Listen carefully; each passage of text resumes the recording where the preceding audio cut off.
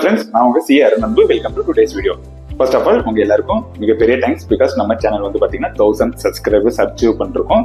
So அதுவும் within short span of time, just 2 months ஆகுது. As and date இன்னைக்கு வந்து பாத்தீங்கன்னா 1300 இருக்கு. ஸோ எல்லாருக்கும் மிகப்பெரிய தேங்க்ஸ். பட் இருந்தாலும் வந்து பாத்தீங்கன்னா நம்ம சேனல்ல பாக்குற மோஸ்ட் ஆஃப் த வியூவர்ஸ் வந்து பாத்தீங்கன்னா இன்னுமே சப்ஸ்கிரைப் பண்ணாம தான் இருக்காங்க. ஸோ அவங்க எல்லாருக்கும் ஒரு சின்ன ரெக்வஸ்ட், இந்த சேனலோட வீடியோ உங்களுக்கு யூஸ்ஃபுல்லா இருக்கு, உங்களுக்கு பிடிச்சிருக்குன்னா ஜஸ்ட் சப்ஸ்கிரைப் பண்ணிட்டு பாருங்க. அது எனக்கு கொஞ்சம் மோட்டிவேட்டிங்காகவும் இருக்கும், பிளஸ் என்கரேஜிங்காகவும் இருக்கும். ஸோ வாங்க இன்னைக்கு டுடேஸ் வீடியோக்குள்ளார போகலாம். இன்னைக்கு இந்த வீடியோல நம்ம எதை பத்தி பார்க்க போறோம்னா, சிஏ ஃபவுண்டேஷன் எக்ஸாம் வருது. ஸோ ஃபவுண்டேஷன் பசங்களுக்காக லா எக்ஸாம்ல நம்ம எப்படி பிரசென்ட் பண்ணணும் நம்ம ஆன்சர் அப்படின்னு சொல்லிட்டு இந்த வீடியோல பார்ப்போம். ஜஸ்ட் லா பிரசன்டேஷன் டிப்ஸ் அப்படின்னு சொல்லிட்டு நீங்க எடுத்துக்கலாம். எதுக்காக லா? இப்ப அக்கௌண்ட்ஸ், மேத்ஸ், எக்கனாமிக்ஸ் இருக்கு, அதெல்லாம் விட்டுட்டு எதுக்காக நான் லா பத்தி சொல்றேன்னா, லா வந்து ரொம்பவே புதுசான சப்ஜெக்ட். இப்ப மத்த 3 சப்ஜெக்ட் கூட வந்து பாத்தீங்கன்னா ஃபவுண்டேஷன் பசங்க 12th வந்து நிறைய படிச்சிருக்க சான்ஸ் இருக்கு. பட் லா வந்து நீங்க மேத்ஸ் குரூப்பா இருந்தாலும் சரி, நான் காமர்ஸ் குரூப்பா இருந்தாலும் சரி, புதுசா வந்து படிக்க போறீங்க. சோ அதுல பிரசன்டேஷன் நீங்க எப்படி பண்ணணும்னு சொல்லிட்டு உங்களுக்கு எக்ஸ்பீரியன்ஸ் இருக்காது. சோ அதனால எனக்கு தெரிஞ்ச விஷயங்கள், சோ இந்த மாதிரி எல்லாம் நீங்க பண்ணீங்கன்னா மார்க் அதிகமா ஆகிறதுக்கான சான்ஸ் இருக்கு அப்படின்னு சொல்லிட்டு சில விஷயங்கள் இருக்கு. சோ அந்த பிரசன்டேஷன் டிப்ஸ் பத்தி நம்ம 1 by 1 பார்ப்போம். முக்கியமா இப்ப நீங்க லா பேப்பர் எடுத்துக்கிட்டீங்கன்னா இருக்கிற கொஸ்டின்ஸை நம்ம 2 டைப்ஸா பிரிச்சுக்கலாம். அதாவது வந்து பாத்தீங்கன்னா, ஒன்னு டிஸ்கிரிப்டிவ், அதாவது வாட் இஸ், இல்ல எக்ஸ்பிளைன், அப்படி இல்லைன்னா difference between agreement and contract அப்படின்னு சொல்லிட்டு ஸ்ட்ரெயிட் ஃபார்வர்ட் கொஸ்டினா இருக்கும். நம்ம டைரக்டா வந்து புக்ல இருக்கிற பொசிஷனை அப்படியே எழுத வேண்டியதான். சோ அந்த மாதிரி ஒரு கொஸ்டின் டைப், அதாவது டிஸ்கிரிப்டிவ் டைப். செகண்ட் ரொம்பவே இம்பார்ட்டன்ட் டைப், நிறைய பேர் அங்கதான் ஸ்ட்ரகிள் பண்ணுவாங்க. என்னன்னா கேஸ் லா. கேஸ்ல அப்படின்றது ஒண்ணும் இல்ல, ஒரு சிச்சுவேஷன் உங்களுக்கு கொடுத்துருவாங்க, ஒரு சிச்சுவேஷன் எக்ஸ்பிளைன் பண்ணுவாங்க, அந்த ஸ்டோரியில இருந்து கொஸ்டின் கொடுத்து ஆன்சர் எழுத சொல்லுவாங்க. அதாவது இந்த கேஸ்ல யார் பண்றது கரெக்ட் அப்படின்னு சொல்லிட்டு நம்மளோட ஜட்மெண்ட் கேட்பாங்க. அதை நம்ம ப்ரொவிஷன்ல ரெஃபர் பண்ணி எந்த ஆக்டோ அந்த கரெக்டான ஆக்டோட ப்ரொவிஷன்ல ரெஃபர் பண்ணி நம்ம எழுதுற மாதிரி இருக்கும்.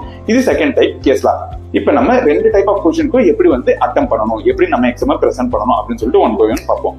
First one descriptive type. Descriptive டைப்புக்கு நம்ம பசங்களுக்கு ரொம்பவே எக்ஸ்பீரியன்ஸ் இருக்கும். ஏன்னா வந்து 11th 12th ஃபுல்லா அதுதான் எழுதிட்டு வந்திருப்பாங்க.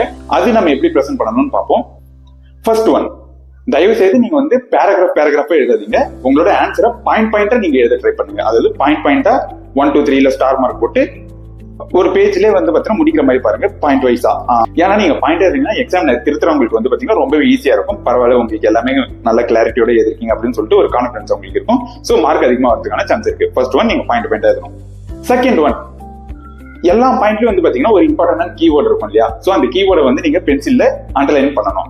தயவு செய்து நம்ம எக்ஸாம் எழுதி, அதாவது எல்லாமே எழுதி முடிச்சுட்டு அண்டர்லைன் பண்ணிக்கலாம், 3 ஹவர்ஸ்க்கு அப்புறம் அண்டர்லைன் பண்ணிக்கலாம் மட்டும் வச்சிடாதீங்க. சோ அந்த மிஸ்டேக் தான் நான் நிறைய எக்ஸாம்ல பண்ணேன். ஆக்சுவலா நான் சரி லாஸ்டா பண்ணிக்கலாம், அண்டர்லைன் பண்ணிக்கலாம், கீவேர்ட்ஸ்லாம் ஹைலைட் பண்ணலாம்னு சொல்லிட்டு நான் லாஸ்டா வச்சிருந்தேன். பட் எனக்கு முடிக்கிறதுக்கே டைம் இருக்காது. ஸோ டப்புனு பேப்பர் வாங்கிட்டு போயிடுவாங்க. ஸோ அந்த டைம்ல நான் வந்து மிஸ் பண்றேன் அண்டர்லைன் பண்றதுக்கு. ஸோ அதனால நான் என்ன சொல்றேன்னா, ஒவ்வொரு கொஸ்டினும் நீங்க முடிக்க டப்புனு வந்து ஜஸ்ட் ஒரு 10 seconds கூட ஆகாது, நீங்க பென்சில் எடுத்து நீங்க அண்டர்லைன் பண்றீங்க இருக்கிற எல்லா பாயிண்ட்ஸ்ல இம்பார்ட்டன்ட். தேர்ட் ஒன், நீங்க எழுதுற எல்லா பாயிண்ட்டுக்கும் ஒரு சப் ஹெட்டிங் மாதிரி கொடுக்க ஆரம்பிங்க. ஸோ மெயின் ஹெட்டிங் ஒன்று, பிளஸ் வந்து நீங்க நிறைய பாயிண்ட் எழுதுங்க, அந்த ஒவ்வொரு பாயிண்ட்டுக்கும் நீங்க சப் ஹெட்டிங் மாதிரி கொடுக்க ட்ரை பண்ணுங்க. ஸோ அது இன்னுமே வந்து உங்களோட ஆன்சரை எடுத்து காட்டும். ஃபோர்த் ஒன் கொஞ்சம் ரொம்ப இம்பார்ட்டன்ட், எத்தனை மார்க் கேட்டிருக்காங்களோ அதுக்கு மட்டும் நீங்க எழுதுங்க. ஃபார் எக்ஸாம்பிள் சில கொஸ்டினுக்கு வந்து பாத்தீங்கன்னா புக்ல 15-16 பாயிண்ட்ஸ் இருக்கலாம். பட் நீங்க வந்து 15-16 பாயிண்ட்ஸ் நீங்க எழுதணும்னு அவசியம் இல்லை. இப்ப 6 மார்க்கா, அதுல இருந்து நீங்க எடுத்து 6 மார்க் மட்டும், அதாவது 6 பாயிண்ட் மட்டும் எழுதலாம். இல்ல ஓகே ஏதாச்சும் ஒண்ணு தப்பா இருக்குன்னு நினைக்கிறீங்கன்னா ஓகே 7 to 8 எழுதிக்கலாம் 6 மார்க்கு. அதே மாதிரிதான் 4 மார்க் கொஸ்டினுக்கு மேக்ஸிமம் 4 to 5 குள்ள நீங்க ஸ்டாப் பண்ண பாருங்க. உங்களுக்கு நிறைய பாயிண்ட் தெரியும்னு சொல்லிட்டு நீங்க நிறைய எழுதாதீங்க. எதனாலனா லா எக்ஸாம்ல டைம் வந்து கீப் அப் பண்றது ரொம்பவே கஷ்டம். இப்ப யூஸ்வலா தியரி சப்ஜெக்ட் வந்து பாத்தீங்கன்னா நீங்க 100 மார்க் எழுதிங்கன்னா அதுல 75 to 80% தான் வந்து பாத்தீங்கன்னா மார்க் வரும். சோ நீங்க 100 மார்க் எதனாலே 70-80 தான் வரும்னு வச்சுக்கோங்க. பட் இதுல நீங்க டைம் இல்லாம நீங்க 70 மார்க் 80 மார்க் அட்டன் பண்ணீங்கன்னா ரொம்பவே மார்க் கம்மியா வர சான்ஸ் இருக்கு. சோ அதனால என்ன சொல்றேன்னா, உங்களுக்கு கேட்டுக்கிற மார்க்குக்கு ஏத்த மாதிரி நீங்க ஆன்சர் எழுதணும். சோ அதிகமா எழுதி டைம் வேஸ்ட் பண்ணாதீங்க. லாஸ்ட்ல உங்களுக்கு 100 மார்க் முடிக்கிறதுக்கு ரொம்ப கஷ்டமா இருக்கும்.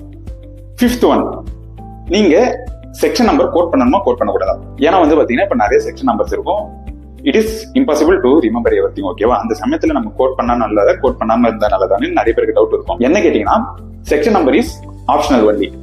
அது நீங்க வந்து பாத்தீங்கன்னா போட்டிருந்தாதான் வந்து மார்க் கொடுப்பாங்க அப்படின்னு எதுவும் இல்லை. ஸோ அது ஆப்ஷனல் தான். நீங்க செக்ஷன் நம்பர் இல்லாம as per the provision of dash and dash act அப்படின்னு சொல்லிட்டு நீங்க ஸ்டார்ட் பண்ணலாம்.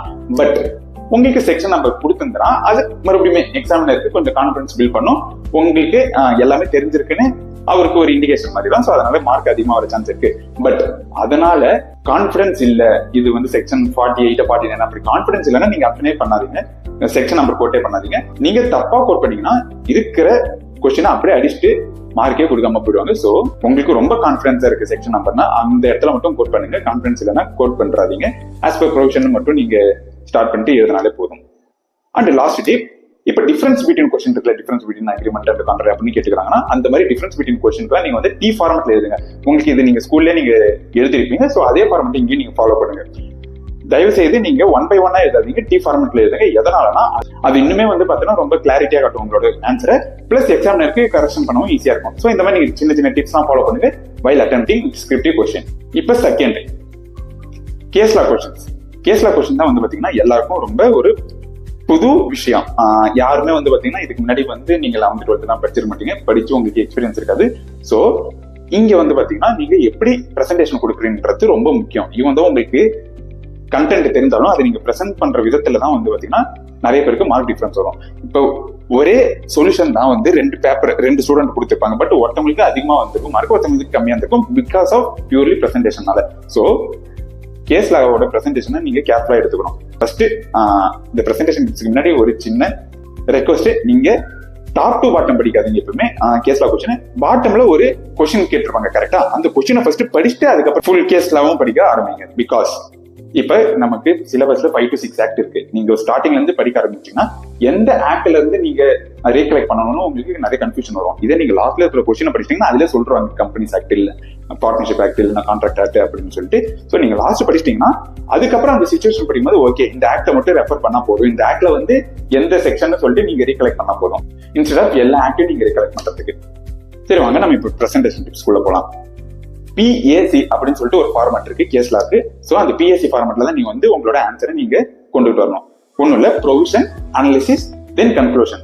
ஸோ இதை நான் சின்ன எக்ஸாம்பிள்ல பிரீஃபா எக்ஸ்பிளைன் பண்றேன். இப்போ ஒரு கொஸ்டின் இப்படி கேட்கறாங்க, மிஸ்டர் ஏ அப்படின்றவர் ஏ லிமிடெட் அப்படின்ற கம்பெனி ஆரம்பிக்கிறாரு. எதுக்காக ஆரம்பிக்கிறாருன்னா டு டிஃபர் த கிரெடிட்டர்ஸ், அதாவது வந்து கிரெடிட்டர் ஏமாத்தி காசு வாங்கிட்டு ஓடி போலாம் அப்படின்னு சொல்லிட்டு அந்த கம்பெனி ஆரம்பிக்கிறாரு.